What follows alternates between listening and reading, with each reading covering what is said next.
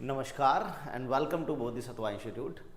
आज हम redox reactions को और रिडॉक्स इक्वेशंस को बैलेंस करने जा रहे हैं एक दूसरे method that is called oxidation number method. इससे लास्ट वीडियो में हमने रिडॉक्स इक्वेशन को बैलेंस करना सीखा था आयन इलेक्ट्रॉन मेथड से।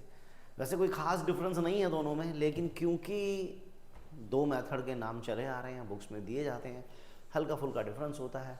तो आज हम सीखते हैं ऑक्सीडेशन नंबर मेथड से हम रिडॉक्स इक्वेशंस को कैसे बैलेंस करेंगे। तो चलिए एक एग्जांपल के थ्रू आगे बढ़ना ठीक रहेगा। देखिए, लेट इट बी कि permanganate ion plus oxalate ion, और ये कहानी एसिडिक मीडियम में हो रही है। H ion changes to Mn2 plus and CO2। देखिए, सबसे पहले हमें क्या करना है, देखो कुछ रूल्स होते हैं, हर चीज़ के लिए कुछ ना कुछ रूल्स बनाए जाते हैं सिस्टम में।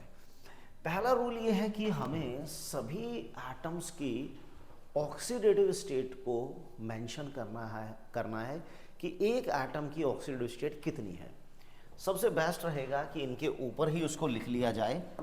जैसे यहाँ पर मैग्नीज की ऑक्सीडेटिव स्टेट +1 है, यहाँ ऑक्सीजन की एक एटम की -2 है, कार्बन के एक एटम की निकालोगे +3 आएगी, ऑक्सीजन की अगेन -2 है एक एटम की, मैग्नीज +2 है और कार्बन +4 है और ऑक्सीजन अगेन -2 है।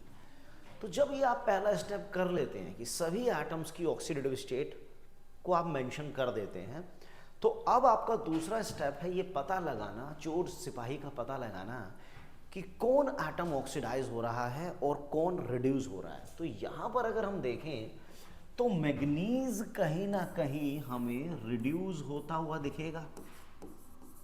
मैग्नीज हमें कहीं ना कहीं रिड्यूस होता दिख रहा है। वैसे मैंने आपको पहले बताया है, ये हमारी नंबर लाइन होती है, राइट हैंड साइड पे पॉजिटिव और लेफ्ट पे नेगेटिव। अब आप देखिए +7 से आप +2 जा रहे हैं, +7 से +2 आप लेफ्ट की तरफ आएंगे। जब भी आप लेफ्ट की तरफ आते हैं तो रिडक्शन होता है और राइट की तरफ जाते हैं तो ऑक्सीडेशन होता है। तो आप यहाँ पर ये पता लगा चुके हैं कि मैग्नीज जो है हमारा वो रिड्यूस हो रहा है, यानी ऑक्सीडेशन नंबर जो है मैग्नीज का वो 5 यूनिट डिक्रीज हो रहा है। ऑक्सीडेशन नंबर 5 यूनिट डिक्रीज हो गया मैग्नीज का। अब कार्बन की बात करें तो यहाँ पर आप देखें तो कार्बन में पॉजिटिव चार्ज बढ़ गया है, ऑक्सीडेशन नंबर 1 यूनिट इंक्रीज हो गया है। ऑक्सीडेशन नंबर 1 यूनिट इंक्रीज हुआ है, बहुत ही शानदार। तो जब ये हमें पता चल गया कि ऑक्सीडेशन नंबर कितना इंक्रीज हो रहा है और ऑक्सीडेशन नंबर कितना डिक्रीज हो रहा है, तो उसको हमें क्या कर लेना चाहिए, सेपरेट आउट कर लेना चाहिए। जैसे कि देखो MnO4- बेसिकली जा रहा है Mn2+ में, है ना, और यहाँ पर ऑक्सीडेशन नंबर जो है वो 5 यूनिट डिक्रीज हुआ है। और नेक्स्ट में अगर आप देखें तो C2O4 में जो कार्बन है यहाँ पर मैग्नीज, यहाँ पर कार्बन, जो कार्बन है उसका ऑक्सीडेशन नंबर 1 यूनिट इंक्रीज हुआ है, 1 यूनिट इंक्रीज हुआ है। देखो, हमें सबसे पहले क्या करना चाहिए, हमेशा हमें एटम को बैलेंस करना चाहिए। सबसे पहले सेंट्रल मेटल एटम को, यहाँ भी मैग्नीज एक है, यहाँ भी मैग्नीज एक है, यहाँ कार्बन 2 है, तो यहाँ पर हमें 2 करना चाहिए। अब 2 एटम के रिस्पेक्ट में ऑक्सीडेशन नंबर में देखो कितना चार्ज आएगा। यहाँ 2 एटम है तो कार्बन के 2 एटम का ऑक्सीडेशन नंबर, 1 का 3, 2 का 6 हो गया, यहाँ 1 का 4, 2 का 8 हो गया, तो ऑक्सीडेशन नंबर 2 यूनिट अब इंक्रीज हो गया। अब ऑक्सीडेशन नंबर अपना 2 यूनिट इंक्रीज हो गया है। Oh no, oxidation number 2 unit increase हो गया। ये 2 अच्छा नहीं लग रहा मुझे, इसको मैं ज़रा थोड़ा स्मार्ट बना दूं। 2 यूनिट इंक्रीज हो गया। देखो, सबसे पहले सेंट्रल मेटल एटम को बैलेंस कर लो, यानी हाइड्रोजन ऑक्सीजन को छोड़ दो, अदर देन हाइड्रोजन ऑक्सीजन जो एटम है पहले हमें उन्हें बैलेंस करना चाहिए। तो मैग्नीज को मैंने बैलेंस किया, चलो 1-1 था। कार्बन इधर 2 थे, इधर हमने 2 कर दिए। 1 की ऑक्सीडेटिव स्टेट थी +3, तो 2 की +6 हो गई। यहाँ 1 की 4 थी तो 2 की 8 हो गई, तो 6 से 8 तो ऑक्सीडेशन नंबर 2 यूनिट इंक्रीज हो गया। अब क्या होता है जब ये आपको पता चल जाता है कि कितना ऑक्सीडेशन नंबर इंक्रीज है कितना डिक्रीज है, उसको इक्वलाइज करना है, उसको हमें इक्वलाइज करना है। इसका सिंपल तरीका है, दोनों का एलसीएम ले लो, 10 आ गया। 10 करने के लिए इसको अगर मैं 2 से इंटू कर दूं तो ये 10 यूनिट डिक्रीज होगा, इसको मैं 5 से यूनिट मल्टीप्लाई कर दूं तो 10 यूनिट इंक्रीज होगा। तो जैसे ही मैं इसको 2 से इंटू करूँगा, मैं जैसे इसको 2 से इंटू करूँगा, यहाँ पर भी 2 आ जाएगा, यहाँ पर भी 2 आ जाएगा। मैं जैसे इसको 5 से इंटू करूँगा, मैं जैसे इसको 5 से इंटू करूँगा तो आप समझ सकते हैं यहाँ पर आ जाएगा हमारा 10, यहाँ पर आएगा 10 और यहाँ पर आएगा 5। ओके रिपोर्ट है। अब इन्हें प्लस कर लो, अब इन्हें प्लस कर लो। हो सकता है किसी किसी बुक में आपको थोड़ा डिफरेंट भी मिल सकता है, बट कोई बात नहीं, उससे कोई फ़र्क नहीं पड़ने वाला। तो चलिए जब हम इसको प्लस करते हैं, left hand side right hand side दोनों को प्लस कर लो, तो 2MnO4 plus 5C2O4 2 minus changes to 2Mn2 plus 10CO2। अब बात आती है उन एटम्स को बैलेंस करने की जो अदर देन हाइड्रोजन ऑक्सीजन है। हाइड्रोजन ऑक्सीजन के अलावा जो एटम थे वो तो हमने बैलेंस कर लिए, तो अब हम हाइड्रोजन ऑक्सीजन की बात करेंगे। सबसे पहले हमें क्या करना चाहिए, ऑक्सीजन को देखो, जहाँ ऑक्सीजन की कमी है वहाँ वाटर ऐड करो। यहाँ कितने ऑक्सीजन हो गए, 5 4 20 और 8 इधर है, 28 है, इधर है 20, तो यहाँ पर 8 ऑक्सीजन की कमी है तो 8 वाटर मॉलिक्यूल ऐड हो गया। अब यहाँ 16 हाइड्रोजन है, यहाँ कुछ नहीं है तो 16 H प्लस आ जाएगा। This is 16 H plus, equation is balanced. चलो आगे देखते हैं। हो सकता है ये कम समझ में आया हो, लेकिन कोई बात नहीं, इंसान को हार नहीं माननी चाहिए। Dichromate plus ferrous H plus changes to Cr3 plus ferric ion 3 plus. देखो सबसे पहले क्या करना है, सभी एटम्स की ऑक्सीडेटिव स्टेट को मेंशन करो और उससे पता लगाओ कि कहाँ ऑक्सीडेशन नंबर इंक्रीज हो रहा है और कहाँ पर ऑक्सीडेशन नंबर डिक्रीज हो रहा है। अगर मैं यहाँ पर क्रोमियम के एक एटम का ऑक्सीडेशन नंबर निकालूंगा तो वो +6 आएगा, ऑक्सीजन का -2, यहाँ पर आयरन +2 है, यहाँ पर क्रोमियम +3 है, यहाँ पर आयरन +3 है। तो आपको पता चल चुका है कि क्रोमियम का ऑक्सीडेशन नंबर 3 यूनिट डिक्रीज हो रहा है, यानी ये इसका रिडक्शन हो रहा है, तो ऑक्सीडेशन नंबर 3 यूनिट डिक्रीज हो गया। और आयरन में ऑक्सीडेशन नंबर 1 यूनिट इंक्रीज हो गया। बहुत ही बढ़िया, अति शानदार, अति शानदार। तो अब हमें क्या करना है कि जब हमें ये पता चल गया कि किसका ऑक्सीडेशन नंबर इंक्रीज है किसका डिक्रीज है, उन्हें सेपरेट आउट कर लो। तो ये लो, यहाँ पर जो डाइक्रोमेट आयन है ये भाई साहब हमारे जा रहे हैं क्रोमियम आयन में, ठीक है, और फेरस हमारा जा रहा था फेरिक में। तो सबसे पहले स्टेप में हमें क्या करना होता है, सेंट्रल मेटल एटम को बैलेंस करो।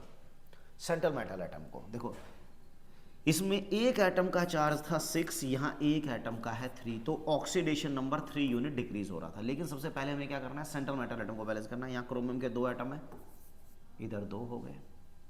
अब इधर 2 का ऑक्सीडेशन नंबर आएगा 12 यूनिट, यहाँ 1 का 3 था तो 2 का आएगा 6 यूनिट, क्योंकि एटम हमने जब बैलेंस कर लिए तो एटम के अकॉर्डिंग ऑक्सीडेशन नंबर भी बैलेंस करो। अगर दोनों तरफ 2-2 एटम है तो दोनों एटम के ऑक्सीडेटिव स्टेट, तो यहाँ पर ऑक्सीडेशन नंबर 6 यूनिट डिक्रीज हो गया, 12 से 6 आ गया तो 6 यूनिट डिक्रीज हो गया। यहाँ पर ऑलरेडी बैलेंस्ड है, ऑक्सीडेशन नंबर 1 यूनिट इंक्रीज हो गया। ये जितना इंक्रीज है उतना ही डिक्रीज होना चाहिए। 6 और 1 का एलसीएम 6 आएगा, तो इस भाई साहब को 6 से इंटू कर दो।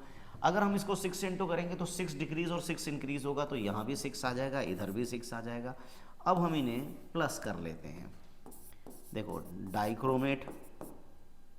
Dichromate plus 6 ferrous changes to 2Cr3 plus और 6 फेरिक आयन। अब क्या करना है, ऑक्सीजन को बैलेंस करो। ऑक्सीजन यहाँ पे 7 है तो 7 वाटर मॉलिक्यूल इधर आ जाएंगे, 14 हाइड्रोजन है तो यहाँ 14 H प्लस आ जाएगा। दैट्स इट, खत्म, कुछ नहीं है, वेरी सिंपल, वेरी इजी। चलिए next.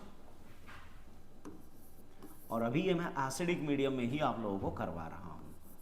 Zinc plus nitrate H ion changes to Zn2 positive plus N2O, ऐसा मान लेते हैं। तो सबसे पहले क्या करना है हमें, सभी एटम की ऑक्सीडेटिव स्टेट को मेंशन करो और ये पता लगाओ कि किस किस की ऑक्सीडेटिव स्टेट में चेंज आ रहा है। तो यहाँ पर जिंक का चार्ज है 0, नाइट्रोजन का यहाँ +5 है, ऑक्सीजन का -2 है, जिंक यहाँ +2 हो गया, नाइट्रोजन का +1 है एक एटम का, ऑक्सीजन का -2। तो ऑक्सीजन में तो चेंज है नहीं, जिंक में चेंज आ रहा है। तो जिंक में ऑक्सीडेशन नंबर 2 यूनिट बढ़ चुका है और नाइट्रोजन में ऑक्सीडेशन नंबर 4 यूनिट डिक्रीज हो चुका है, +5 से 1। तो इन्हें सेपरेट कर लो। सबसे पहले जिनकी ऑक्सीडेटिव स्टेट में चेंज आ रहा है, कौन इंक्रीज है और कौन डिक्रीज है, उन्हें सेग्रीगेट कर लो, उन्हें सेपरेट आउट कर लो। तो ये लो जी, जिंक भाई साहब हमारे गए किस में, Zn2 पॉजिटिव में, और नाइट्रेट आयन हमारे गए नाइट्रस में N2O में। तो सबसे पहले central metal atom, oxygen hydrogen को छोड़ दो, सेंट्रल मेटल एटम देखो, यहाँ नाइट्रोजन 2 है तो इधर 2 करो, जिंक 1 है। अब आ जाओ, इसका चार्ज, इसकी ऑक्सीडेटिव स्टेट थी 0, इसकी थी 2, तो ऑक्सीडेशन नंबर यहाँ 2 यूनिट इंक्रीज हुआ। यहाँ 1 का 5 था तो 2 का 10 आएगा, 1 का 5 2 का 10, 1 का +1 2 का 2, ऑक्सीडेशन नंबर 8 यूनिट डिक्रीज हो गया। देखो यहाँ पर नाइट्रोजन अगर 2 है तो इधर 2 एटम का चार्ज, इधर भी 2 एटम का चार्ज, 1 का 1 था तो 2 का 2 हो गया, तो ऑक्सीडेशन नंबर 8 यूनिट डिक्रीज हुआ। अब ये जितना इंक्रीज है ना उतना ही डिक्रीज होना चाहिए। तो 2 और 4 का एलसीएम 8 आएगा, तो इसको भाई को 4 से मल्टीप्लाई कर दो ताकि 8 इंक्रीज और 8 डिक्रीज हो जाए। 4 से मल्टीप्लाई करोगे तो इधर भी 4 इधर भी 4, बस दोनों को प्लस कर लो। 4 zinc, 2 NO3 minus changes to 4 Zn2 positive plus N2। अब आ जाओ ऑक्सीजन पे। ऑक्सीजन है यहाँ पर 6, 2 3 6 और यहाँ पर 1 ऑलरेडी है, 5 ऑक्सीजन की कमी है, तो भाई को 5 गिलास पानी पिला दो। 5 गिलास पानी पिलाने के बाद अब हाइड्रोजन की बारी आ गई। हाइड्रोजन है यहाँ पर 10, तो इधर 10H+ कर दो। ये बात वेरी सिंपल, वेरी इजी। चलिए आगे बढ़ते हैं। देखो, थायोसल्फेट ले लेते हैं प्लस चलो जी नाइट्रेट, इनको बड़ी बेदर्दी के साथ ऑक्सीडाइज करेगा किसमें, एसिडिक मीडियम में, सल्फेट में, और खुद चला जाता है मान लो रिड्यूस होके अमोनिया में। चलो ऐसा कर लेते हैं हम, ठीक है। तो सबसे पहले हमें क्या करना है, सभी एटम्स की ऑक्सीडेटिव स्टेट को लिखो, सभी एटम का ऑक्सीडेशन नंबर उनके ऊपर लिख लो और उससे पता लगाने की कोशिश करो कि किसका ऑक्सीडेशन नंबर इंक्रीज हो रहा है, किसका ऑक्सीडेशन नंबर डिक्रीज है, यानी किस में चेंज आ रहा है, कौन ऑक्सीडाइज हो रहा है, कौन रिड्यूस हो रहा है, या अल्टीमेटली आप ये कह सकते हैं कौन ऑक्सीडाइजिंग एजेंट है, कौन रिड्यूसिंग एजेंट है, कौन ऑक्सीडेंट है, कौन रिडक्टेंट है, इसके पहचान करनी है। तो यहाँ पर जब सल्फर के एक एटम का चार्ज निकालोगे तो +2, ऑक्सीजन का -2, नाइट्रोजन का +5, ऑक्सीजन का -2, सल्फर का +6, ऑक्सीजन का -2, नाइट्रोजन का -3, हाइड्रोजन का तो +1 ही होता है, वैसे यहाँ भी +1 है, चलो ज़रूरत तो है नहीं। अब यहाँ पर मुझे साफ साफ दिख रहा है, ब्रह्मा जी साफ साफ नज़र आने लगे हैं मुझे कि यहाँ पर सल्फर का ऑक्सीडेशन नंबर 4 यूनिट इंक्रीज है और नाइट्रोजन का ऑक्सीडेशन नंबर डिक्रीज हो गया है 8 unit, oxidation number 8 unit decrease है। जब आपको ये पता चल गया कि कितना इंक्रीज है कितना डिक्रीज है तो सेग्रीगेट कर लो उन्हें। देखो S2O3 2- कहाँ जाएगा, SO4 2- में, है ना। थायोसल्फेट सल्फेट में जाएगा, और NO3- किस में जाएगा, NO3- NH3 में जाएगा। तो सबसे पहले क्या करते हैं, सेंट्रल मेटल एटम को बैलेंस करते हैं। यहाँ सल्फर के 2 हैं तो यहाँ पर 2 कर दो, यहाँ नाइट्रोजन बैलेंस है। बस सबसे पहला स्टेप होता है central metal atom, central metal atom. चलो बैलेंस। तो अब यहाँ सल्फर के 2 एटम की ऑक्सीडेटिव स्टेट देखो, एक एटम की +2 है तो 2 एटम की 4 आएगी, यहाँ एक एटम का 6 है तो 2 एटम का 12 आएगा। ऑक्सीडेशन नंबर 8 यूनिट इंक्रीज होता हुआ साफ साफ दिख रहा है। ऑक्सीडेशन नंबर 8 यूनिट इंक्रीज हो गया है। और यहाँ पर ये नाइट्रोजन +5 था, यहाँ नाइट्रोजन -3 है, तो 8 यूनिट डिक्रीज हो गया। अरे वाह भाई वाह, जितना इंक्रीज है उतना डिक्रीज है, तो फिर कोई दिक्कत ही नहीं है। तो सीधा दोनों को प्लस कर दो, S2O3 plus NO3 minus changes to 2SO4 2 minus plus NH3। अब आ जाओ ऑक्सीजन पे। ऑक्सीजन है इधर 8 इधर 3, तो 5 ऑक्सीजन की कमी है। हम इसको बैठाएंगे, प्यार से 5 गिलास पानी पिलाएंगे। अब हाइड्रोजन की जहाँ कमी है, यहाँ 10 हाइड्रोजन है, यहाँ 3 हाइड्रोजन ऑलरेडी हैं, तो 7 हाइड्रोजन आयन प्लस कर दिए जाएं। 7 H प्लस कर दो। देखो ना, 10 हाइड्रोजन यहाँ ऑलरेडी हैं और 3 यहाँ पहले से ही हैं, तो 7 की कमी है। तो जितने की कमी है उतने ही H+ ऐड करने चाहिए, फालतू नहीं करना बिल्कुल भी। देखो इक्वेशन को अगर आप चेक करना चाहते हो कि जो आपने किया वो सही किया या गलत किया, टोटल चार्ज -2 और -1, total charge left hand side पे -3 है। यहाँ पे देखो, एक का -2, दो का -4 और +7, तो आ गया ना +3। तो दोनों तरफ गलत आ रहा है क्या? अरे वाह, हाँ हाँ हाँ हाँ, ये तो गलत आ रहा है, गलत आ रहा है, गलत आ रहा है। मैंने कहाँ गलत कर दिया? एक का 4, दो का, एक का 2, दो का 4, एक का 6, दो का 12, 8 आ गया। ये 5 हो गया, ये 3 हो गया, बड़े में से छोटा माइनस कर दिया, ठीक है, 8 डिक्रीज हो गया। ये भी हो गया, ये भी हो गया, ये भी हो गया, नाइट्रेट हो गया, ठीक है। अब सल्फर बैलेंस है, ठीक है, नाइट्रोजन बैलेंस है। ऑक्सीजन कितने थे हमारे पास? ऑक्सीजन में हमने कहीं गड़बड़ तो नहीं कर दी? 3 और 3 6, और हाँ, और रे रे रे रे, गलत बात, गलत बात, गलत बात, अभी गड़बड़ हो जाती। बच गए, बच गए। देखिए ऑक्सीजन को बैलेंस करते हैं, तो यहाँ पर है 8 ऑक्सीजन और यहाँ पर 3 और 3 6 पहले से ही हैं, तो 2 ऑक्सीजन की कमी है भाई, तो 2 वाटर मॉलिक्यूल ऐड कर दो, 2 वाटर मॉलिक्यूल, ठीक है ना। 3 और 3 6, 2 8, और यहाँ भी 8। अब हाइड्रोजन हो गए यहाँ पे 4, यहाँ पे 3 पहले से ही हैं, तो एक H+ ऐड कर दो। अब देखो कि क्या आपकी इक्वेशन चार्ज के तौर पे बैलेंस है। -2 और -1 -3 हो गया, -4 और +1 यहाँ भी -3, तो दोनों तरफ इक्वेशन आपकी चार्ज की फॉर्म में बैलेंस है। -3 यानी कि आपने बिल्कुल सही बैलेंस किया है। तो ये तो मैंने आपको कराई एसिडिक मीडियम में। अब जरा एक बात बेसिक को भी ले लेते हैं, ठीक है ना, बेसिक को भी ले लेते हैं। बस बेसिक में क्या है, H के बदले OH आ जाते हैं।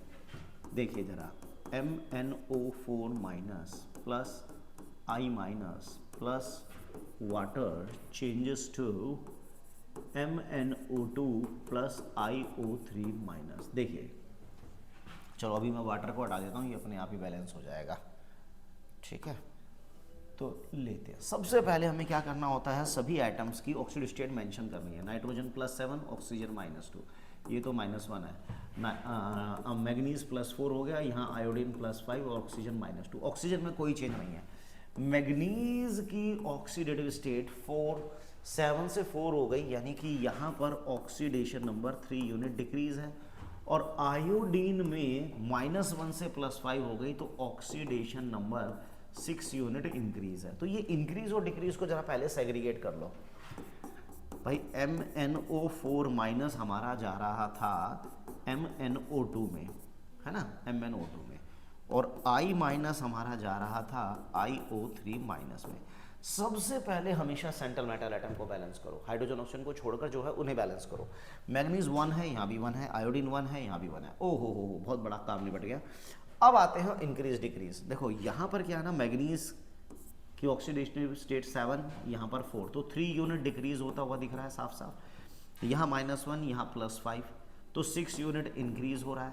ये इंक्रीज और डिक्रीज बराबर होना चाहिए, तो इस बराबर करने के लिए इसको अगर मैं 2 से इंटू कर दूं, तो 6 यूनिट डिक्रीज और 6 यूनिट इंक्रीज हो गया साफ साफ। तो जब 2 से इंटू करोगे तो यहाँ भी 2 आ जाएगा, इधर भी 2 आ जाएगा, बस दोनों को प्लस कर दो।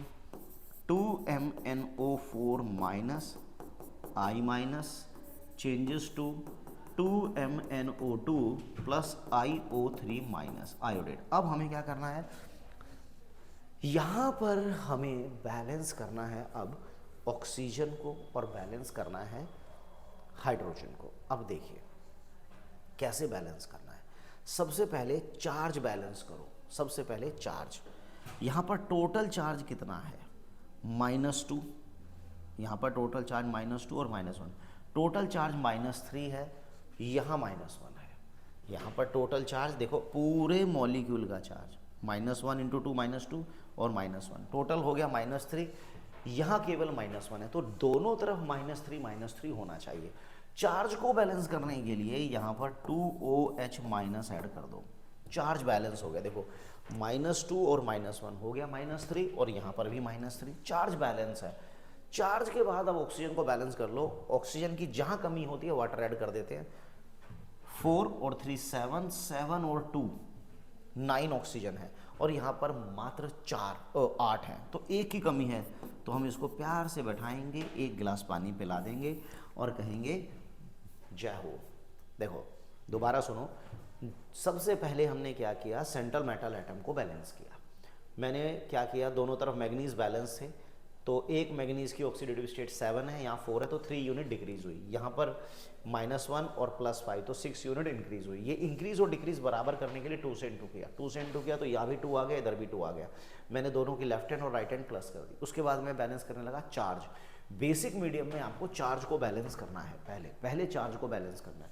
यहाँ पर टोटल चार्ज मेरा -2 और -1 -3 था। जब लेफ्ट हैंड में टोटल चार्ज -3 है, तो -3 राइट में भी होना चाहिए। राइट में केवल -1 था, तो 2 यूनिट नेगेटिव चार्ज की कमी थी, तो 2OH- हमने ऐड कर दिया, तो -3 और -3 दोनों तरफ हो गया। जब हमारा चार्ज बैलेंस हो गया, तो उसके बाद बात आती है ऑक्सीजन की। ऑक्सीजन यहाँ पर टोटल कितने हैं, 8, नहीं इधर थे हमारे 4 + 3 7 और 2 9 ऑक्सीजन थे हमारे राइट हैंड साइड पे, और यहाँ पर 8, तो एक की कमी थी, तो इसको एक वाटर मॉलिक्यूल दे दिया। Equation balance. आप देखोगे हाइड्रोजन ऑटोमेटिकली बैलेंस हो चुके होंगे। चलिए देखिए, Cl2 चेंजेस टू Cl-